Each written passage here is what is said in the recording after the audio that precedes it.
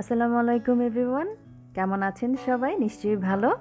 আজকে সেভাবে কোনো রেসিপি আপনাদের সাথে শেয়ার করব না। আজকে শেয়ার করব 5 থেকে 6 জন গেস্ট আসলে খুব সিম্পলভাবে আমি কিভাবে প্রিপারেশন নেই সেই আইডিয়াটা। তো অনেকেই আছেন যাদের আমার থেকে আরও ভালো আইডিয়া আছে, তো তারা আমাকে কমেন্ট সেকশনে কমেন্ট করে আইডিয়া দিতে পারেন। আমিও কিছু শিখতে পারবো আপনাদের কাছ থেকে বা জানতে পারবো। আর অনেকেই হয়তোবা আমার কাছ থেকে এই ব্লগটা দেখে কিছুটা আইডিয়া পাবেন। তারাও কমেন্ট সেকশনে কমেন্ট করে জানাবেন যে আপনাদের কাছে কেমন লাগলো। তো আমি যেটা করি, গেস্ট আসার আগে প্রথমে মেনু সিলেকশন করি যে মেন ডিশ কী হবে, ডেজার্ট কী হবে বা সাইড ডিশ কী হবে। তো ডেজার্ট যেগুলো আমি করব যেটা করি, একদিন আগেই আমি রান্না করে তারপরে ঠান্ডা করে ফ্রিজের নর্মাল চেম্বারে ঢেকে রেখে দিই। কারণ ডেজার্ট যেহেতু ঠান্ডা ঠান্ডা খেতেই ভালো লাগে। আর জর্দার টাইপের ডেজার্ট করলেও কিন্তু বের করে জাস্ট গরম করে দিলেই হয়। তো সে কারণে আমি একদিন আগেই ডেজার্টগুলো তৈরি করে ফেলি। তো এবার করেছিলাম গুড়ের পায়েস, সেটাকেও একদিন আগে রান্না করে ঠান্ডা করে আমি ঢেকে ফ্রিজের নর্মাল চেম্বারে রেখে দিয়েছি। আর কিছু সাইড ডিশও রেডি করে রেখেছিলাম, সেটাও আমি গেস্ট আসার 2 দিন আগেই গেস্টের জন্য করে রেখেছি। ভেজিটেবল রোল করে আমি ফ্রোজেন করে রেখে দিয়েছিলাম। গেস্ট আসলে জাস্ট খাওয়ার আগে আমি এগুলোকে ফ্রাই করে দিব। চাইলে যে কোনো ধরনের কাবাবও কিন্তু এভাবে আমরা তৈরি করে ফ্রোজেন করে রাখতে পারি, বা আলু দিয়ে যে কোনো টাইপের টিক্কাও কিন্তু এভাবে ফ্রোজেন করে রাখলে জাস্ট ভেজে দিলেই হয়ে যায়।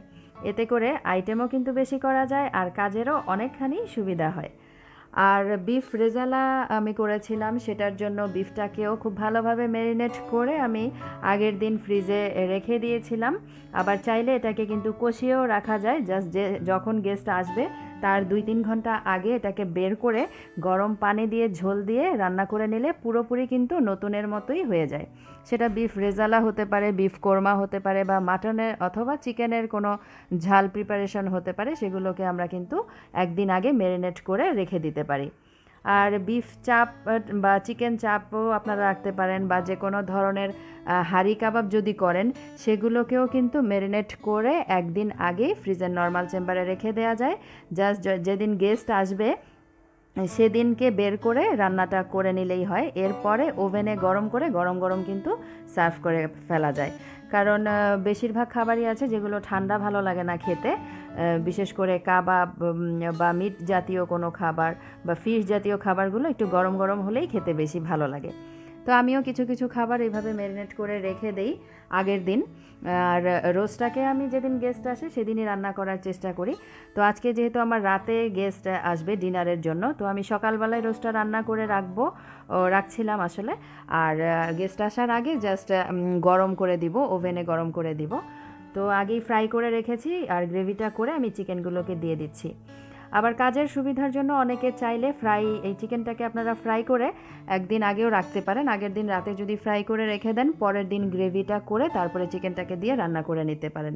সেক্ষেত্রেও কাজের অনেকখানি কিন্তু সুবিধা হয়। তো আমি যেদিন গেস্ট আসছে সেদিনই আমি রোস্টটাকে রান্না করেছি। আমার কাছে মনে হয় রোস্টটা একটু সাথে সাথে ফ্রাই করে সাথে সাথে রান্নাটা করলে খেতে বেশি টেস্টি হয়।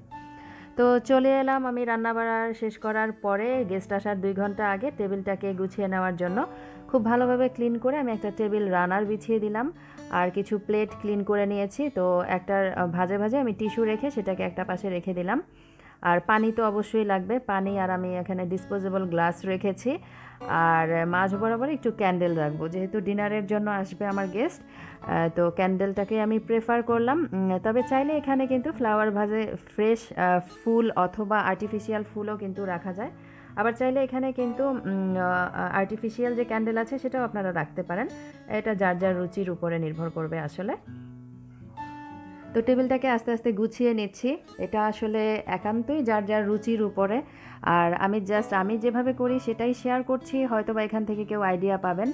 আর আমিও যে একবারে শিখে গিয়েছি এমন না, কিছু আইডিয়া আমার মায়ের কাছ থেকে পেয়েছি। তারপরে কোথাও বেড়াতে গেলে সেখান থেকেও কিছু আইডিয়া নেই টুকটাক। আবার দেখা যায় যে করতে করতে আসলে অভিজ্ঞতা থেকেও অনেক ধরনের আইডিয়া এমনিতেই চলে আসে।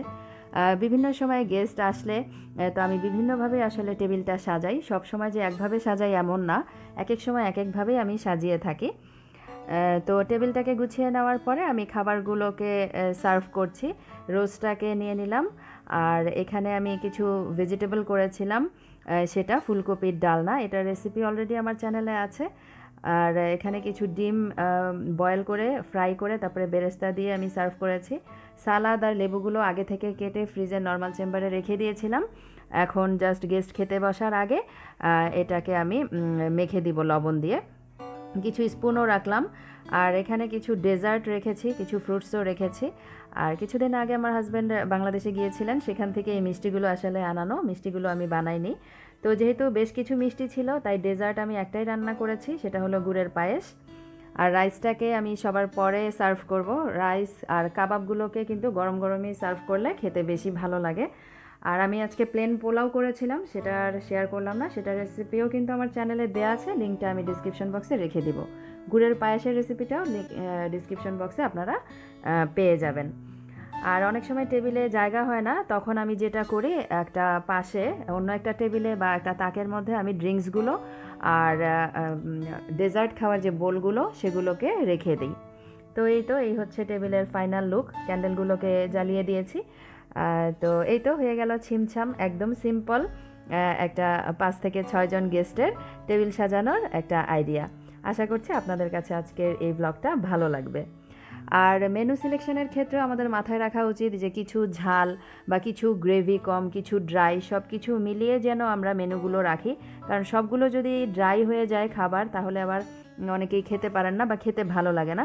তাই আমি বিফ রেজালাটা করেছিলাম, একটু ঝোল ঝোল রেখেছি।